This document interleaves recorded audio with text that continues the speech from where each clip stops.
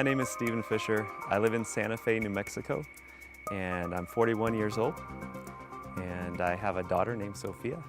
The most important part of my life is my daughter, of course.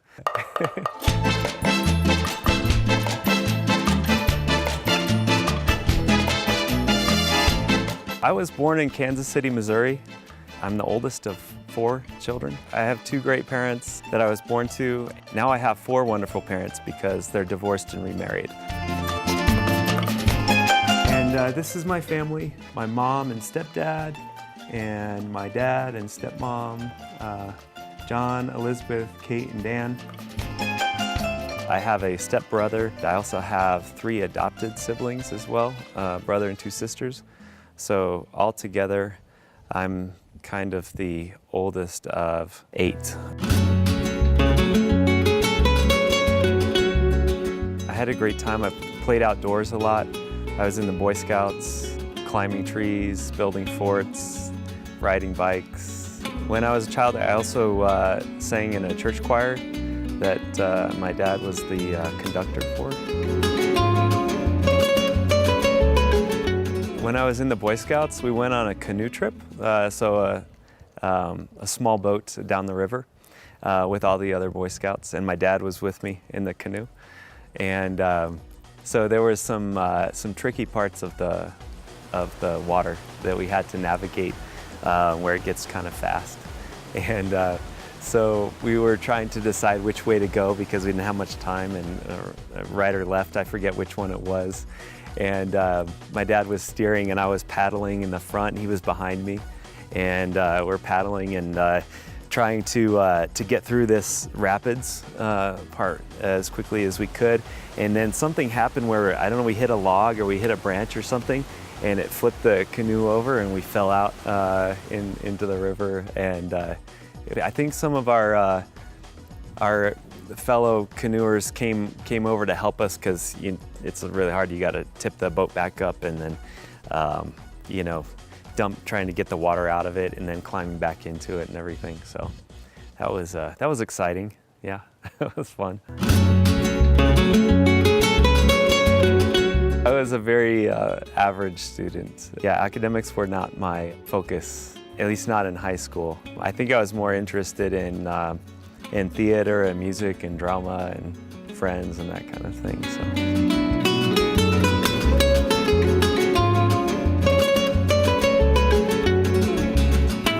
My high school, I really got into music and theater, and that was really my focus. And I went to vocal competitions. We had kind of a pop music, folk music group that we performed with as well. So we would go to schools and nursing homes and just public places, the mall, and things like that, and perform for people.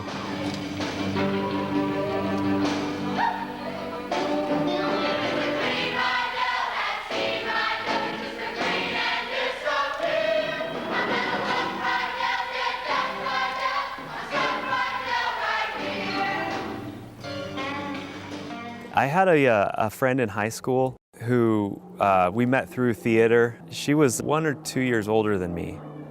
She went away to college, and I didn't see her for a couple years, and then I ran into her again and found out that she had become a Baha'i. That was my first time of hearing about the Baha'i faith, and so I went to maybe 1 or 2 meetings with her, and I learned about the basic principles of the faith at the time. I had stopped going to church when I was probably around 16 or so. I went to a couple of different churches with friends just to see what they were like, but I wasn't really interested in religion. So when I learned about the principles of the faith, I agreed with all of them, and I thought that was really great, but I was just not interested in religion in general. So I didn't really pursue it at that point.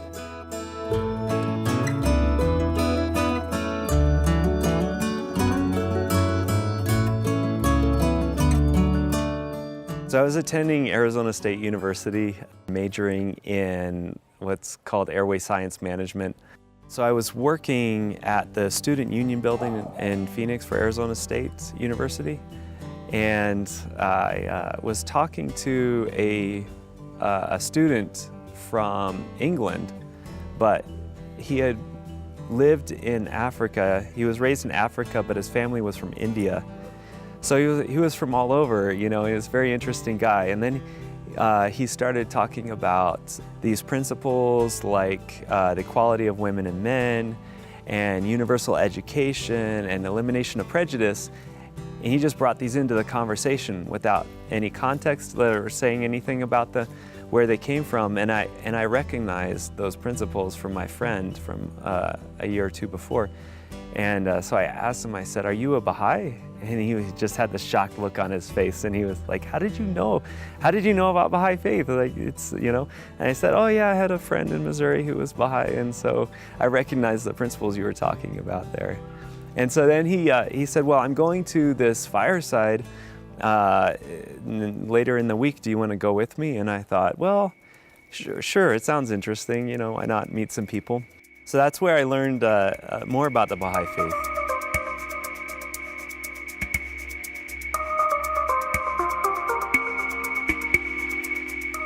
I also got into Air Force ROTC as well, so that was another focus of mine.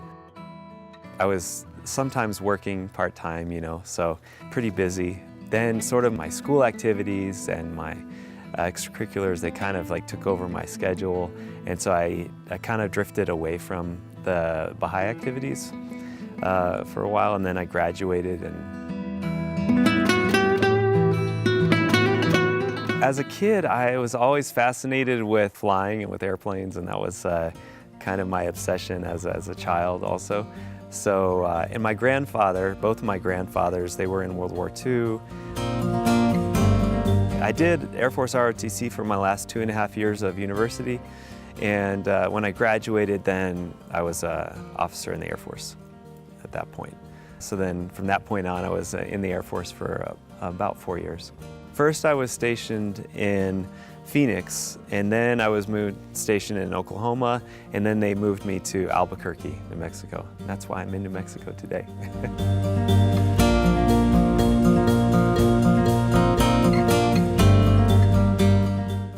When I was new in Albuquerque, and I had just been there for a couple months, my lifestyle was pretty basic, I think. I pretty much only spent time with my coworkers, so I was seeing them at work, and then I was going out with them after work, you know, at night. And I was kind of, I got bored with that. I was feeling kind of empty, and I think part of it was that I'd had this experience with the Baha'is in Phoenix before, and I was starting to sort of compare and contrast my life in Albuquerque, and I was feeling a sort of a spiritual kind of vacuum, I guess you could say. I had some Baha'i books and pamphlets that my friends in Phoenix had given me.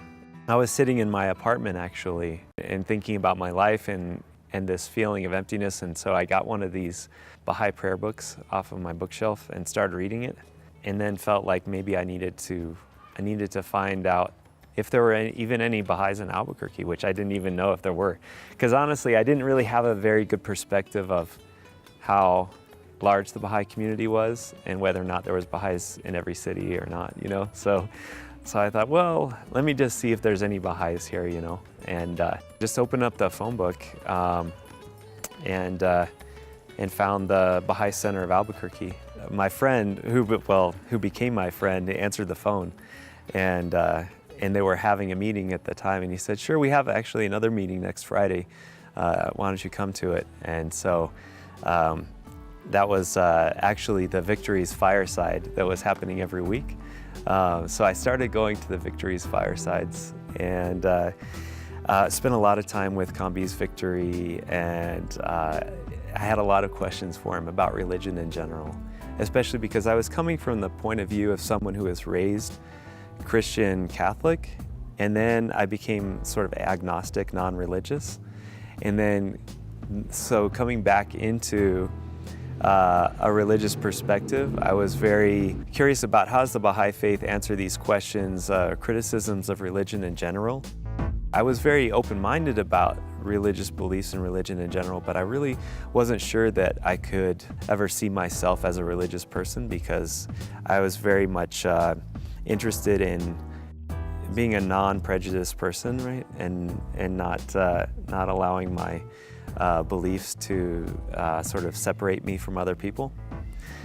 So I spent a lot of time with Kambiz, and he had such a patient and kind and loving way of explaining the Baha'i teachings, which, you know, I did a lot of reading as well, but I think those conversations with Kambiz really helped me. One thing that he told me that stuck with me, you know, that the moral standards of Baha'i life is very high.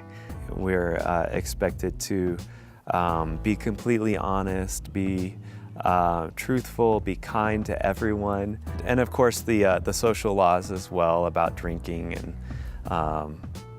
fasting and all of these other things. He helped me by explaining that for anyone who's a Baha'i or thinking about being a Baha'i, there's no point at which you do everything perfectly. You know, we're all still human beings, and that to be a Baha'i is more like entering into school than actually graduating to anything, right?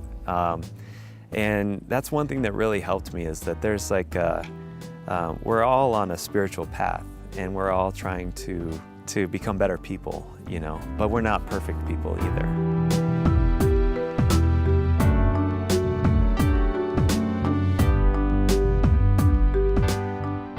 I went on a road trip with a friend from work back to Phoenix. So I had told him before that I was going to these Baha'i firesides. So I brought all these Baha'i books, and I was kind of excited about the faith, and like I was telling him all these things that I was learning. And he was a Christian, and a very devout Christian, but also very open to listening to me talk. So we had this 7-hour road trip on the way out there and on the way back. And I started talking about the Baha'i faith, you know, and just talking about like, these are the principles. And then I was talking about Christianity and how it relates to the Baha'i faith, and that the Baha'is also believe in Jesus, and we believe in the Bible, and we also believe in all of the other prophets of God, the messengers of God too. And so explaining him this progressive revelation and all these principles, and he was, you know, he was really kind about, you know, my excitement, my enthusiasm and everything. And this was, we got back the day of, I believe it was the day of the birth of Baha'u'llah celebration. So I think that was November 11th. We got back from Phoenix, and by the time we got home, you know, when we left, I wasn't a Baha'i, but I felt by the time we got back, I had been talking about it so much, like I felt like a Baha'i at that point, just because of explaining everything. And I realized through the conversations and explaining the Baha'i faith to him, like, these are things that I actually now believe myself, and I wasn't just talking about someone else's religion. I was sort of talking about my own faith, you know?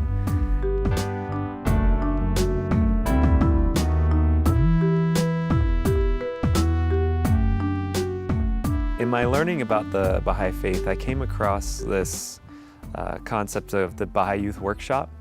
And I think it started in Los Angeles, but that's one place that it was really popular. And then it spread to other cities as well. And I found these videos online of Baha'i Youth Workshop performances, and I got the idea that we could do the same thing in Albuquerque. Got the support of the whole community behind me and behind us to start a Baha'i Youth Workshop in Albuquerque. And we started doing this every Sunday.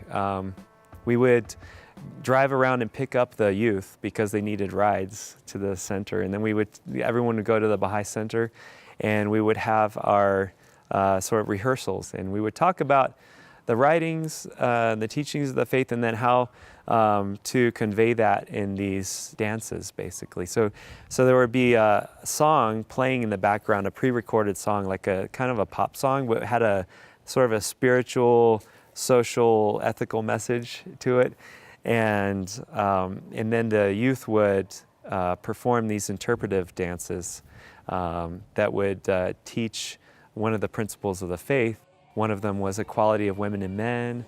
Another was like an anti-drug dance. We would learn all these, well, they would. I was just a coordinator, so I didn't actually like do the dances myself.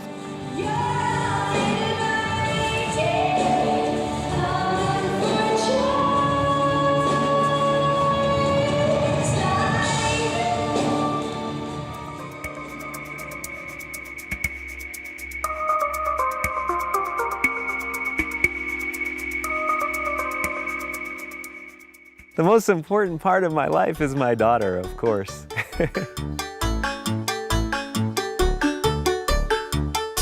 I met Sophia's mother actually through the Baha'i Youth Workshop. She had experience teaching dance. She came on board a little bit after the youth workshop started and started coordinating and teaching the dances as well. And then we got married a few years later, and then Sophia came along. This is Sophia in the hospital, a couple weeks old. She was born premature. She was born at 25 weeks. And she was 1 pound, 8 ounces, actually, yeah. And she was 12¼ inches long. The doctors told us that when she was born, she had a 50-50 chance of survival.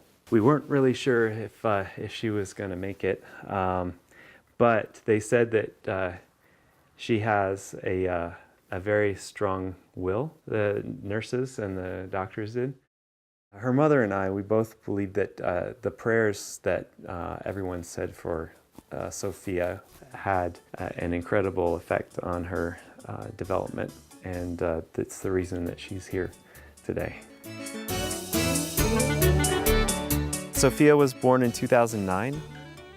We spent the first 4 months with her in the hospital in Albuquerque, and then she finally came home with us in May of 2009.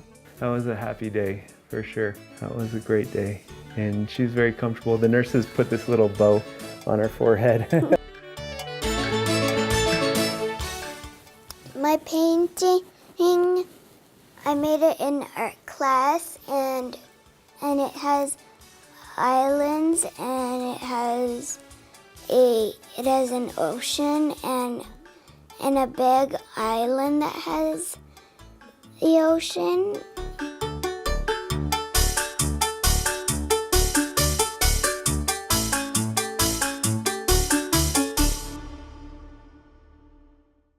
It doesn't matter your past. If your heart is searching, the answer will come to you like a breeze.